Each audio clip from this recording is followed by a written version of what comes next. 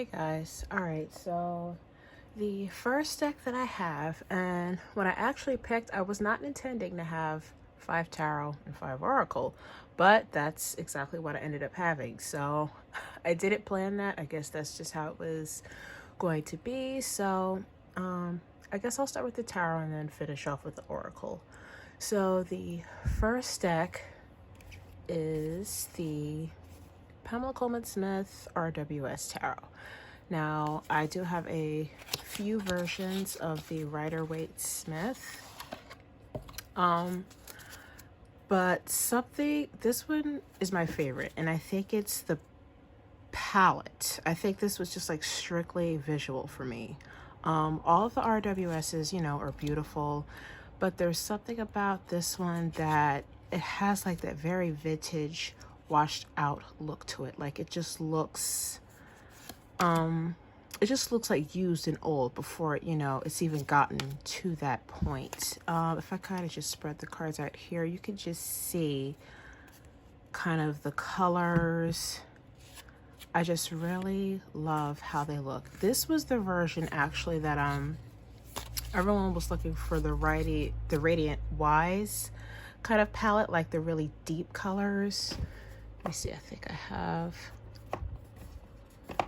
yeah, I think like this one. People were looking for this version, and then I think they were receiving this one, and then it was just like, no, get away. Don't want you, return to sender. But as I was working with my Centennial version, kind of going back, decoding the image, the cards a little bit more, I do that from time to time, I started to appreciate the actual look of the card, the actual palette of the card. And that's what I think kind of drew me back to this version of the deck. So this one has become one of my favorites to work with. It has like that grainy, old, I just think of like an old library when I use it. Cardstock is really good, and I think since then they've changed the colorization again. So if you want this one, I think this version is still, I got this one off of eBay for a reasonable price. It was like $25-30.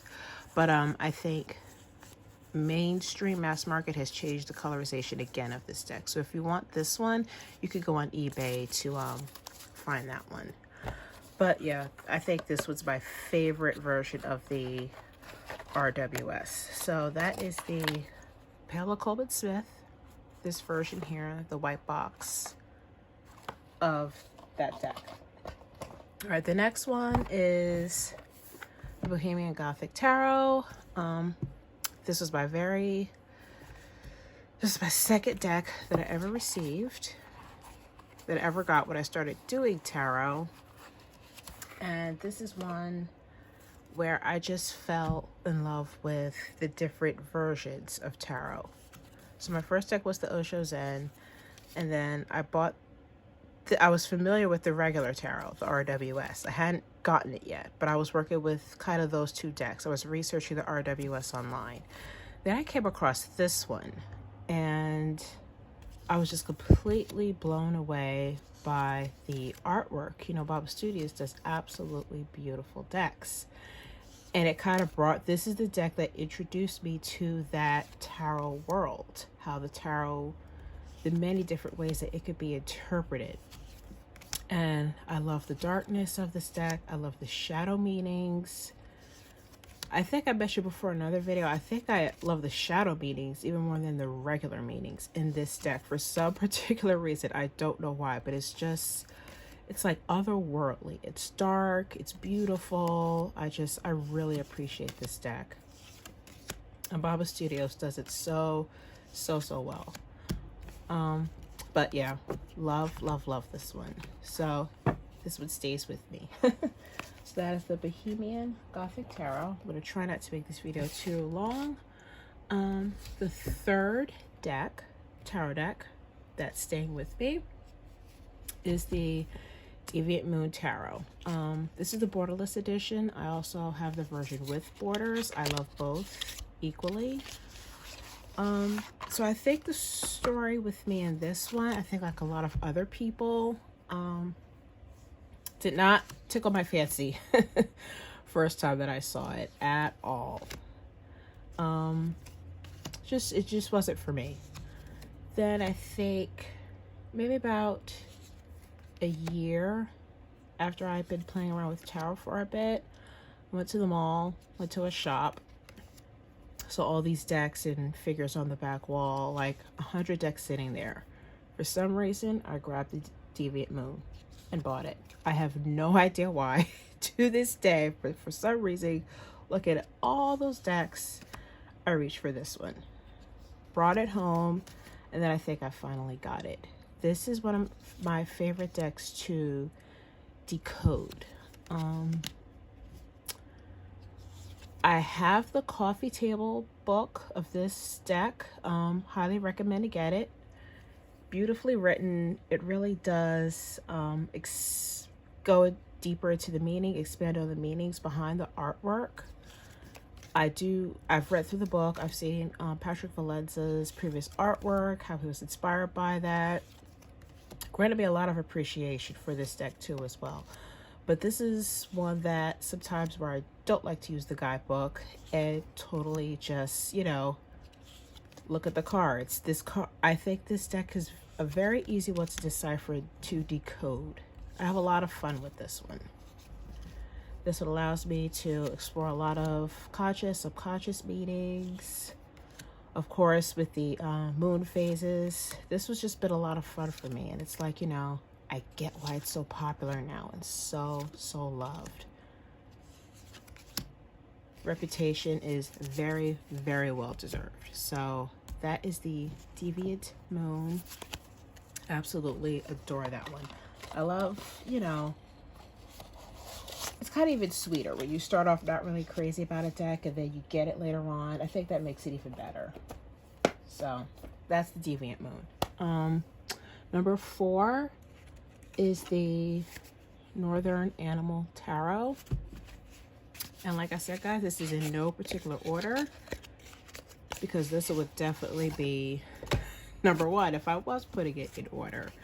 If you saw my last video that I just did, my indie deck collection, you'll hear how I went on and on and on about this deck.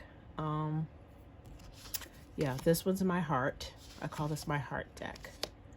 And like I said, it became that deck where I can't put my feelings for it into words. It just feels like, a friend has returned with this deck. I don't know, I can't explain it. The artwork is beautiful. This is from Wilder Heart Studios. They actually just released a Kickstarter for the 2nd edition, which I did back.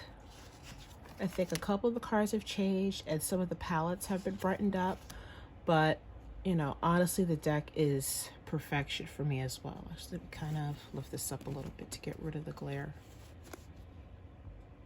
so you guys can see that. There we go. Yeah, but of course we get like that, storybook vibes. These are like the bonus cards I'm going through. So we got seasonal cards, shadow cards here, the ghost card, the star card, and then we get into the actual deck. Like I said, I don't know what it is. The artwork, of course, is absolutely beautiful. I don't know. I think it might be the personification of the animals in the deck. Like I really don't know. It's something about, I was going through the deck again after I did that video. I don't know if it's their eyes. Like so much is captured in the animals' faces. Of course, the scenery is beautiful, but I think it's something with the animals themselves. Why I am so drawn to this deck. Why I love it so much. And like I said before, my love of it is one of those things that I can't put into words. I just can't. I've just connected so much with this deck. I'm just so grateful that this deck was created. It's like seriously become a best friend. Like honestly, I can't. I know I'm like going on and on, but I can't say enough good things about it, guys. It's one of my favorites. So if you don't have this version, I highly recommend checking out the Kickstarter for the 2nd version. I mean, just everything. It was organically made. So I think she used like a special kind of paper, for the box, you know, going green, all that good stuff. Just, it's my favorite deck to shuffle. It shuffles beautifully. I was gonna even edge it, but like it's perfect like the way it is already. I don't want to, you know, touch it, mess it up anymore. Yeah, Northern Animal Tarot, that's my heart. I love that one. All right, and last tarot deck is the Oak, Ash, and Thorn by Three Trees Tarot. Just grab it here in the back. All right, so this is another animal deck. Very, very beautiful. This one gets to me more on a, I guess like a higher realm level. I said I love the parallel that even though it's a very earthy deck, I still get higher realm vibes with it. Especially when I've done readings for myself, I've started branching out doing readings for others, and they've, like, you know, really appreciate doing it with this deck. There's something very homey about it. But like I said, artwork, another one, just absolutely beautiful. I don't know what it is about the animal decks. I feel like with animal decks, you can really capture the beauty of like all aspects of nature with that. I don't know if that's it, but it's just, this is just another deck that reads really, really well. It is just stunning to look at. It's another one. It looks like a book. They look like storybooks. Just beautiful, beautiful, beautiful. And these have been my favorite. Northern Animal and Oak, Ash, and Thorn I've worked with a lot this year. So these two have, if I do a top of 2021, these two are probably going to be at the top of the list. Just letting you know. All right, so those were tarot. Moving on to Oracle. So the first deck is a Kim Kranz deck. I have most of her decks. I have the Wild Unknown, the Animal Spirit. The one that I'm grabbing, though, that I am keeping with me, that I've really, really grown to love, is her Archetypes deck. And artwork is beautiful. Of course, she keeps her theme of sketching, line drawing in the artwork, paired with collage in this deck. So you can definitely tell her element is still there, coupled with this new style. But aside from the beautiful artwork, I think it's how I use this deck that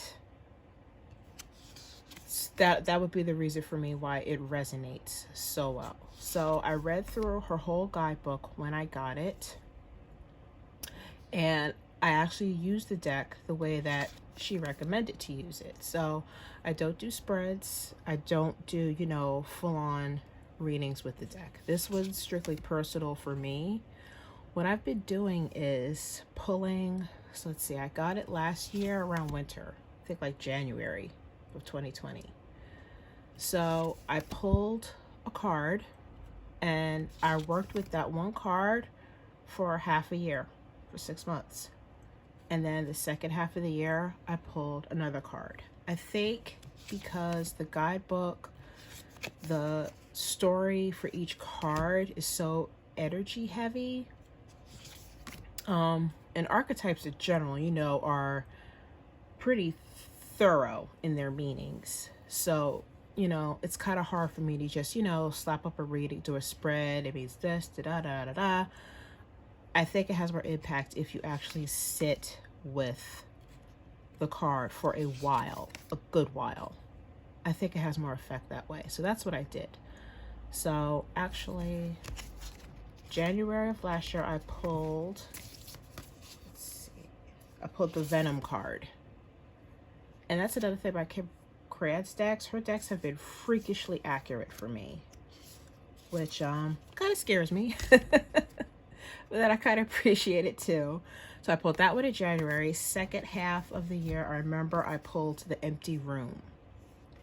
I remember those were two mindsets that I was working with. You know, beginning of last year, mentally for me was not a fun time. So there was a lot of stuff that I had to work through. Summer, everything going on with, you know, lockdown, all that jazz. And by time July came around, it's like I was ready to move into this space mentally. I was able to clear out what needed to be cleared out and work with something new. So once I found out how well those two cards worked, I think that's pretty much how I'm going to be using this deck. I pulled another card beginning of this year. I have another card on my altar now that I'm working with for the second half of the year. And like I said, this method has worked really well for me. So that's how I think I'm going to keep this one around for. So that is the Archetypes deck by Kim Kratz. Yeah, I love that one. All right. Where are we on? 5, 6, 7.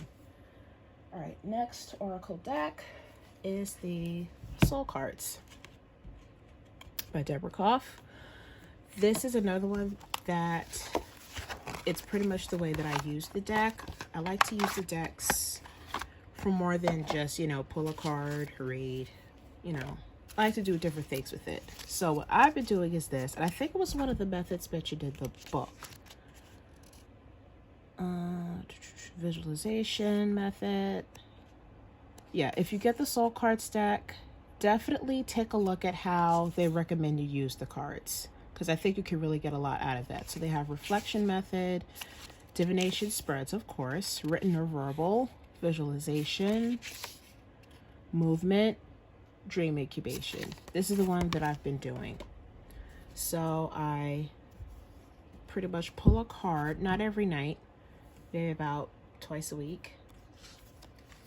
I'll pull a card, sit with it, meditate with it for a bit, and then I'll kind of meditate on the image before I go to sleep and see if there's anything from the card itself or anything that I've taken from the card that kind of pops up in my dreams or in my meditations.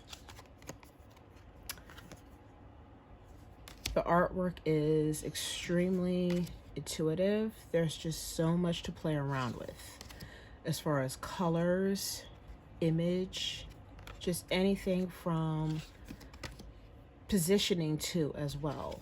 Positioning of faces, of limbs, of other elements outside of ourselves. This is another, you know, otherworldly, other realm. Are there ancestral messages that need to come across? There's just so much playroom with this deck. Now, I haven't used it in a while because the last 3 times that I've used it, I picked the same card.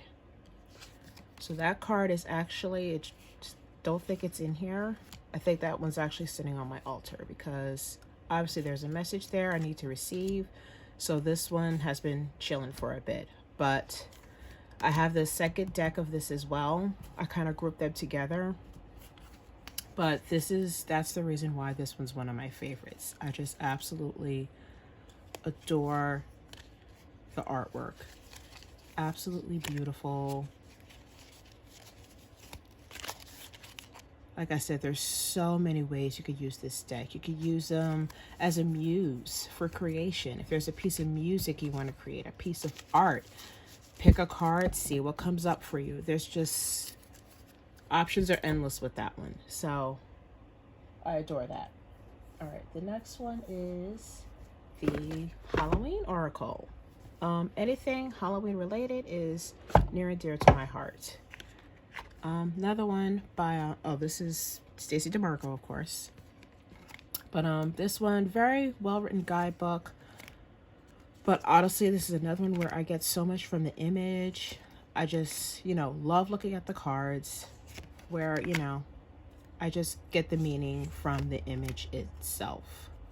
There's a lot to work with there. I usually pull this one out about August because I'm ready for Halloween, ready to go. But Halloween Oracle, I mean, beautiful deck. This is a well-known one, loved. And anything Halloween, I am there for. absolutely one of my favorites. All right, so I won't say too much about that one. That's one a lot of us are familiar with. But yeah, anything Halloween, I'm there. Love it. Absolutely beautiful. All right, the next Oracle deck, number 9. This is one of my favorite Oracle deck creators. Maybe if not my absolute favorite. I have a few of her decks. I don't have all of them because the ones that I do have, I, connect with so well. I just want to stick with those for now.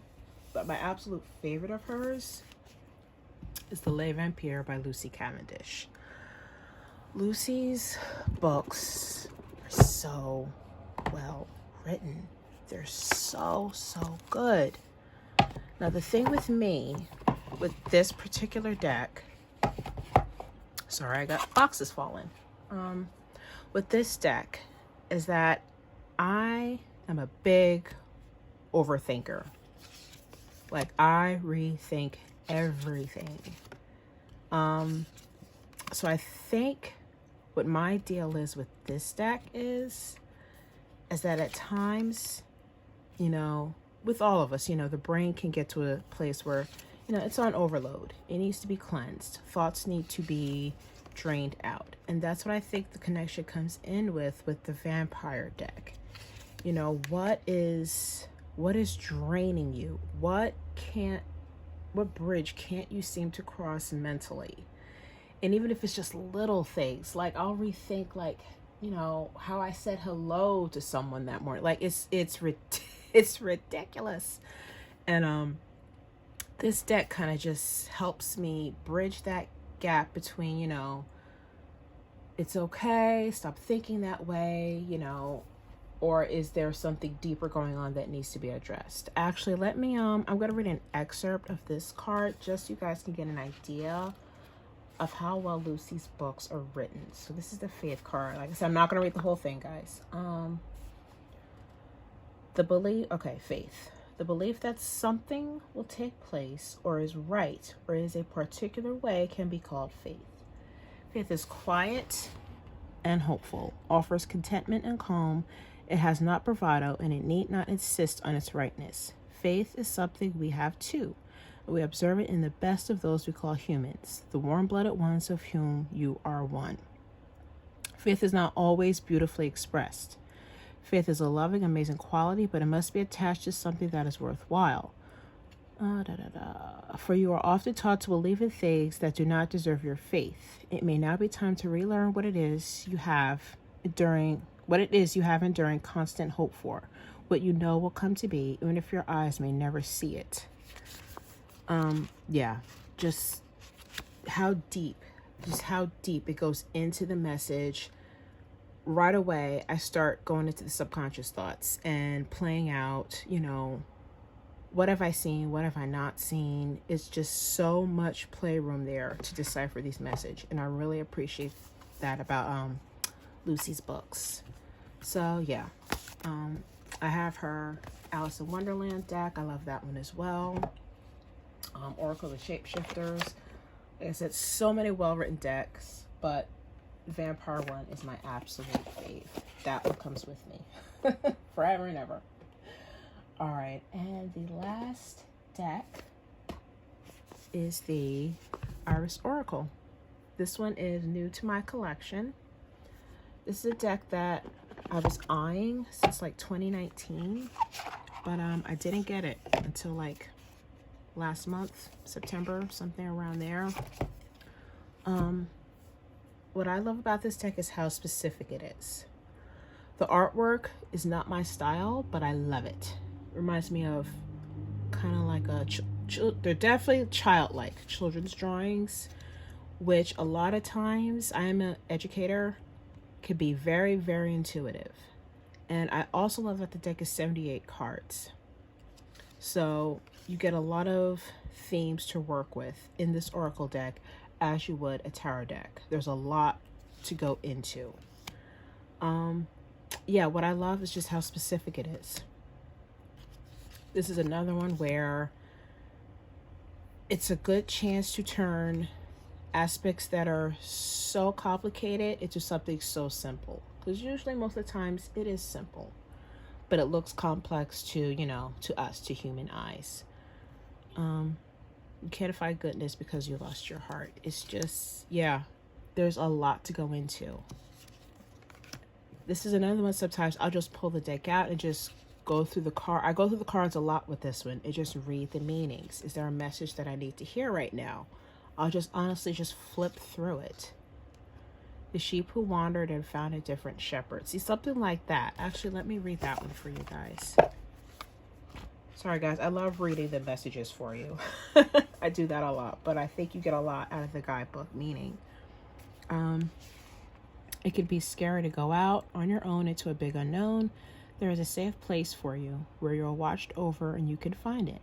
No one person or thing is truly right or wrong. It's what feels good to you in this moment. Try not to be afraid to say no to things that do not feel true. Your truth is waiting for you, and you have every right to be brave in your search for it. So see, very, very simple, but told in such a beautiful way. Like I said, artwork, I absolutely love. This is another one of my favorite cards. Ungrateful Daughter and Earthly Mother. Actually, this one I'll take a bit to kind of let you guys... I did do a walkthrough of this, but I'll sit here for a minute with you guys just to get through a few more cards, just because they're so good.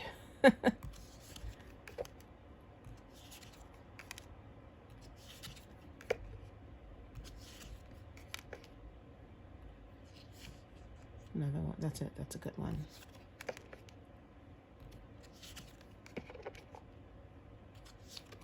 Like I said, you guys, the artwork pretty much tells the story itself. This is another one. Maybe if you want to, you know, cut the keywords out, just sit with the image. I'm sure you could get a very good meaning out of it. Okay, that is the Iris Oracle from Spirit Speaks Tarot, and that is my 10th and final deck. So thank you guys so much for watching. Thank you again to Katey Flowers for doing this hashtag. It was really, really fun. I saw a lot of great videos with this hashtag, a lot of great decks. So I thought it'd be fun to do it also and share my decks with you guys. So thank you guys so much for watching. Love you. Stay well, stay blessed, and I will see you next time.